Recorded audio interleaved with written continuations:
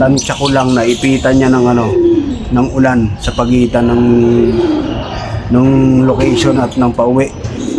Kasi yung ibon mga katoto, nakainom na ng tubig. Nagulat ako at nagsalang po ako ng tubig sa kanila at hindi naman sila uminom. Paghipo ko, may laman na po yung kanilang tiyan. Sana nga lang at hindi po galing po sa abono ng mga tanim. Kung hindi, magkakaproblema po tayo mga katoto. Sadya po talagang ganon ang laro. Ganyan po talaga kapag tinatanghali po ng release. Huwag po nating asahan na magiging maganda po resulta. Yan po yung tinatawag na paswertihan lang po mga katoto. Pahusayan po ng shortcut ng ibon. Kung bagas sa tira tinalo ka na, nashoot mo pa.